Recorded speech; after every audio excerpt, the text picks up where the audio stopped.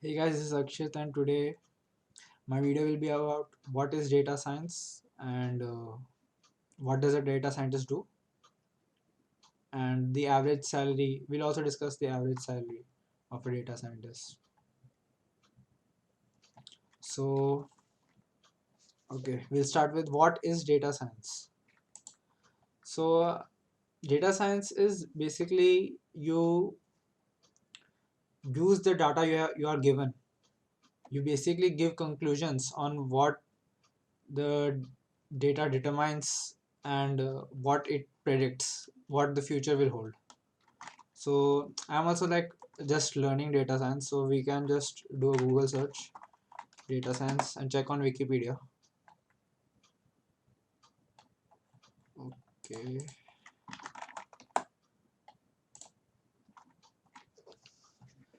So data science is an interdisciplinary field that uses scientific methods, processes, algorithms, and systems to extract knowledge and insights from many structured and unstructured data.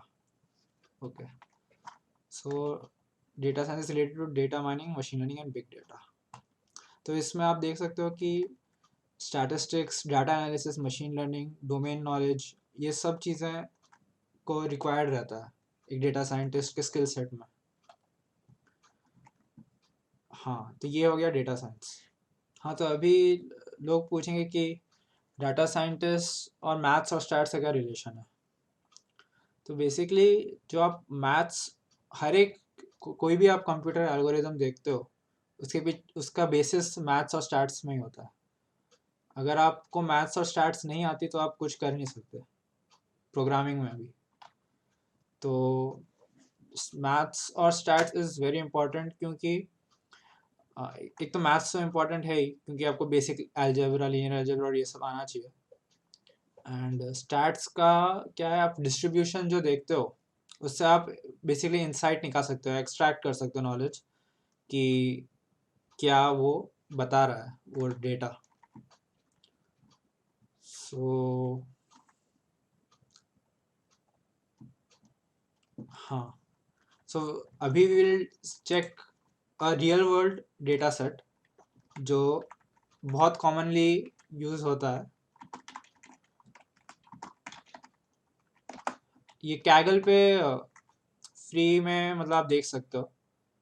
Kaggle पे आपको basically बहुत सारे ऐसे data set मिलेंगे जो जो आप download कर सकते हो खुद से और फिर उन पे खुद एक्सपेरिमेंट कर सकते हो, खुद के कंक्लूजन निकाल सकते हो, खुद का मतलब मशीन लर्निंग एल्गोरिदम्स उस पर अप्लाई करके, डाटा साइंस अप्लाई करके आप उससे बेसिकली रिजल्ट्स निकाल सकते हो.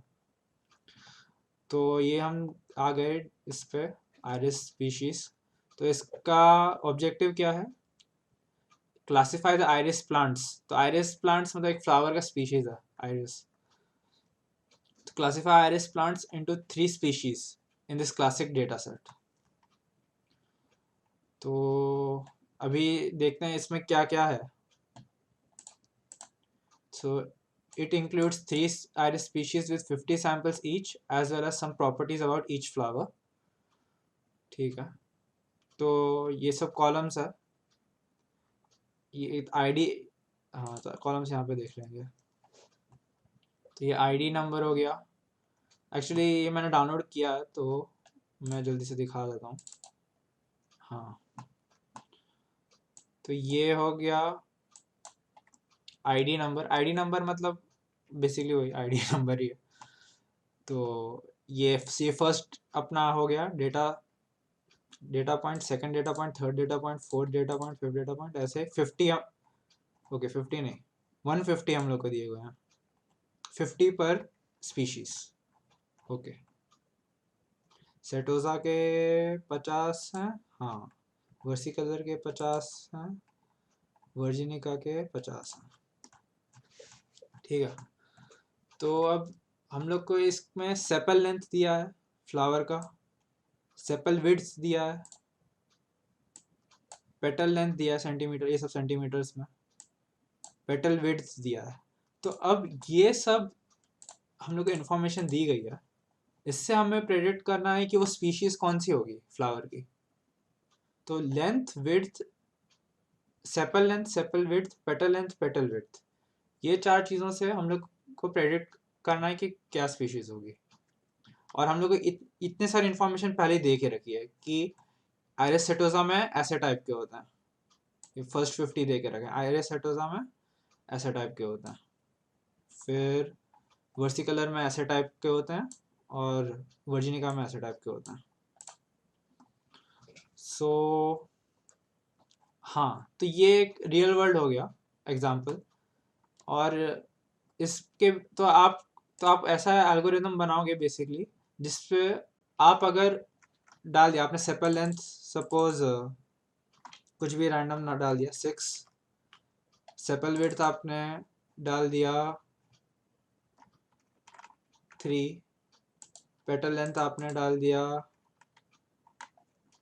2, तो पेटल, और फिर पेटल विड्थ भी आपने डाल दिया सपोज 0.5,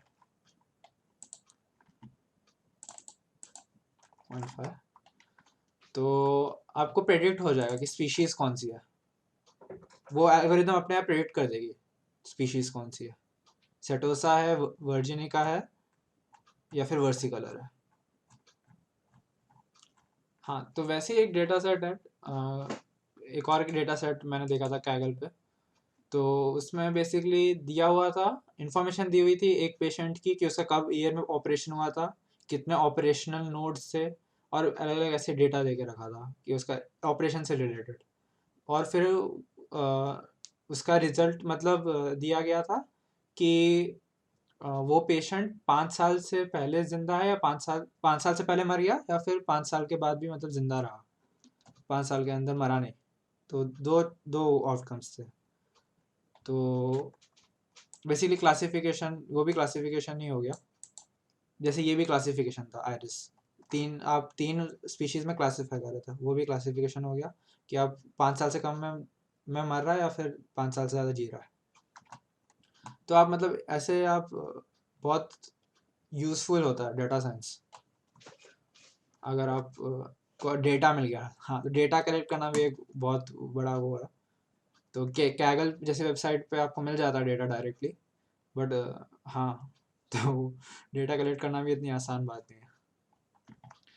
ओके, सो अभी different parts of data science. हाँ, तो डेटा साइंटिस्ट में बहुत सारे रोल्स होते हैं। तो जैसे मैं दिखा देता हूँ।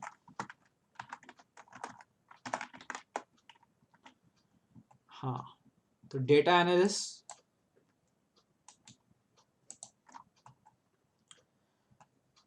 data analysts are responsible for a variety of tasks including visualization, munging, and processing of massive amounts of data।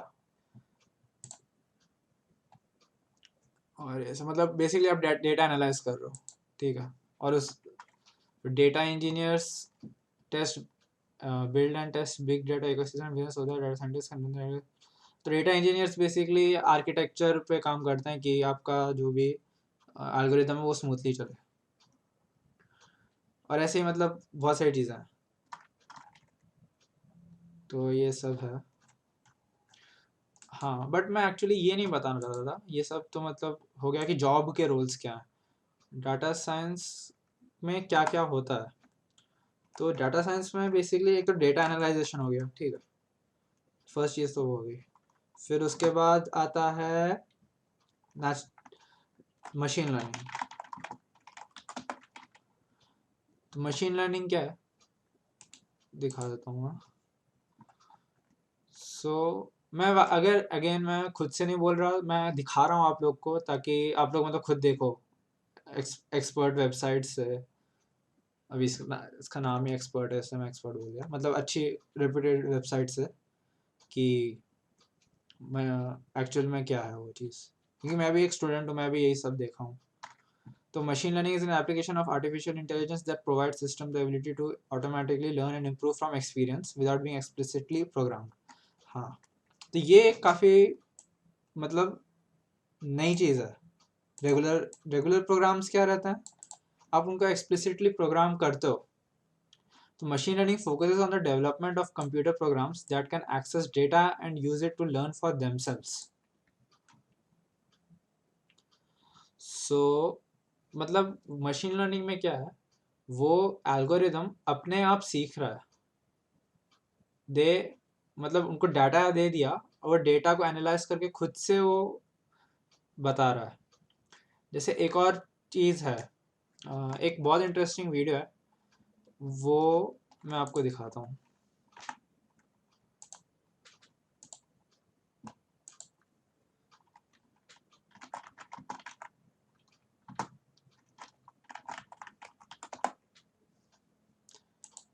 Dear fellow scholars, this is 2-minute papers with Caro John. Interesting emergent behavior. Two AI teams against each other and hopefully see some interesting emergent behaviors. And boy, did they do some crazy stuff. The coolest part is that the two teams compete against each other, and whenever one team discovers a new strategy, the other one has to adapt.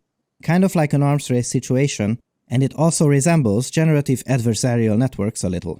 And the results are magnificent, amusing, weird. You'll see in a moment. So ये These hide and seek agents का game है learned from basically. previous experiences, and to the surprise of So no blue one, is for the hiding first and few red is million catching them. rounds, we start out with And pandemonium. these Everyone just running around this aimlessly, is basically artificial without proper intelligence. strategy and semi-random movements. तो इसमें क्या है, जो blue है, तो ये जो algorithm है, ये अपने आप चल रही है, ठीक है। अब क्या होगा, वो पकड़ना जाएगा, वो इसे पकड़ने जाएगा, रेड ब्लू को पकड़ने जाएगा, रेड ब्लू को पकड़ने जाएगा। तो रेड ने ब्लू को पकड़ लिया, ठीक है। ऐसे एक बार हो गया, फिर ब्लू लर्न करेगा उससे कि क्या कि उसने ऐसे पकड़ा, फिर ऐसे बहुत बार होगा, बहुत बार होगा, ऐसे ही मिलियंस ऑफ टाइम सेम चीज़ होगी। The seekers are favored and hence win the majority of the games. Nothing to see here. Then, over time, the hiders learn to lock out the seekers by blocking the doors off with हाँ, तो यहाँ पे क्या हुआ, ये algorithm time. ने The hiders learn to lock out basically they started learning, खुद से लर्न करने लगे। उन्होंने खुद से बैरिकेड्स लगा दिए ताकि वो दूसरा जो रेड वाले हैं वो ब्लू वाले को पकड़ ना सके।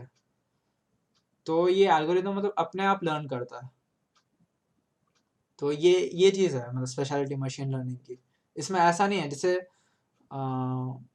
कुछ इसमें ऐसा नहीं है कि आपको लेफ्ट लेके राइट लेके लेफ्ट लेके राइट लेके आप ऐसे जाओगे, जैसे नॉर्मल एल्गोरिदम्स में रहता है कि फिक्स्ड डायरेक्शन रहता है। इसमें क्या है, एल्गोरिदम अपने आप सीखता है। मतलब ठीक है, I hope you guys are getting what I am saying. जैसे the एक और गेम है डोटा 2।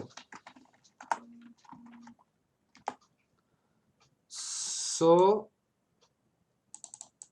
डोटा 2 में क्या हुआ, डोटा 2 बहुत कॉम्प्लेक्स गेम है, मतलब one of the world's most complex game है।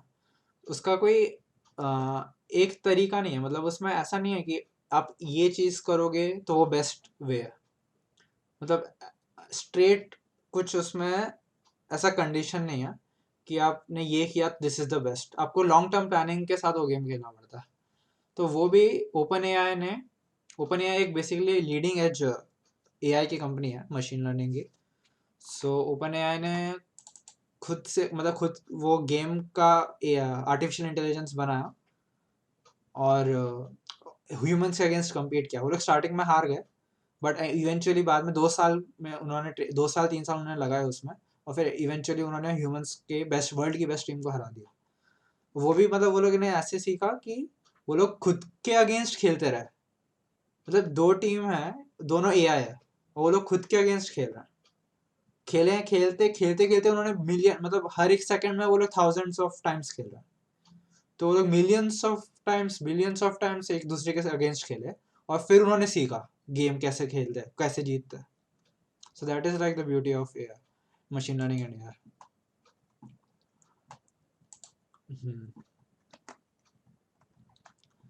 सो मशीन लर्निंग हो गई, फिर डीप लर्निंग।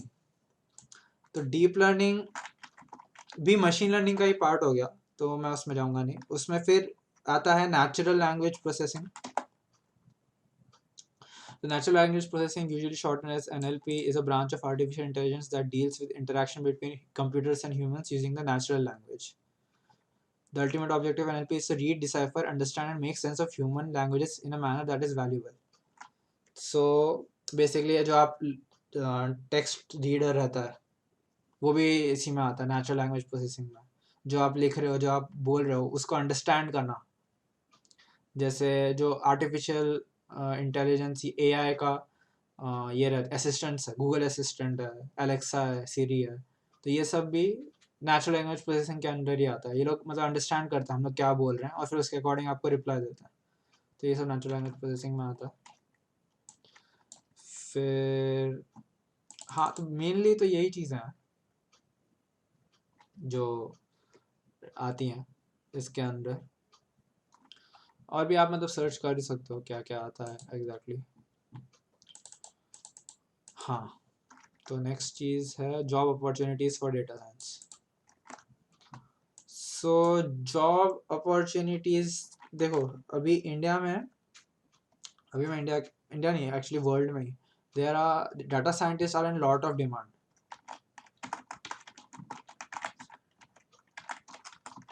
जैसे मैं डिमांड सर्च मारता हूँ, data scientist are also in demand because there is shortage of qualified data science professionals at the market today. 43% of the companies report lack of appropriate analytical skills as a key challenge. सो आप देख सकते हो कि मतलब काफ़ी demand में है data science. जैसे हाँ, अच्छा, और ये एनालिटिक्स इंडिया मैगजीन, ये जो वेबसाइट है, this is the best website for information about data science in India. तो इसको आप रेगुलरली इसका ऐप डाउनलोड कर लो, या फिर इसका ऐप एक्चुअली इतना अच्छा नहीं है, आप गूगल क्रोम पे ही नोटिफिकेशंस ऑन कर दो इसका, तो आपको आर्टिकल्स आते रहेंगे डेटा साइंस से रिलेटेड, और क्या क्या है कोर्स के बारे में भी बताते हैं अलग अलग इसमें। और मतलब कुछ कुछ नया हुआ है डेटा साइंस की फील्ड में वो बताएंगे। तो मतलब स्टूडेंट्स के लिए भी अच्छा है, वो प्रोफेशनल्स के लिए भी अच्छा है ये वेबसाइट, analyticsindiamag.com। सो हाँ, why career data set should be prime focus in 2020। In 2.9 million data science openings were required, and looking at the trend, 2020 will only see an increase. According to a report in 2020, the job requirements for data science and analytics is projected to boom by 364,000 to 2.7 million. वाह, तो मतलब आप देख सकते हो कि इतना ज़्यादा डिमांड है डाटा साइंटिस्ट की। तो अब डिमांड है तो आप ये भी आता है कि पैसा कितना मिलेगा सबको, तो वो तो है ही दिमाग में मतलब। सो data scientist salary in India, तो आप इस पे ठीक है, अपग्रेड पे देखते हैं। अपग्रेड एक्चुअली एक इतना वो नहीं है, ग्लासडोर पे अच्छे से देंगे। हाँ, तो आप इस पे देख सकते हो, data scientist salary in India average base पे इज 9 lakhs पर ईयर।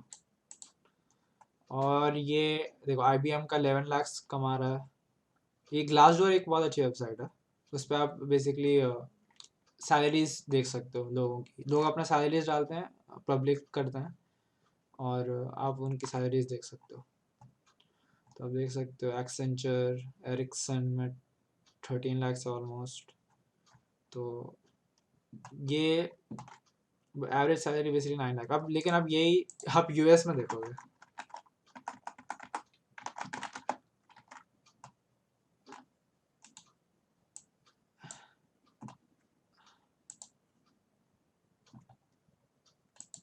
तो $113,000।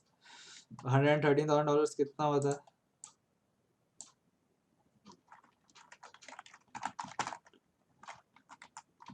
एग्जैक्टली मैं दिखा रहा हूँ आपको कितना होता है।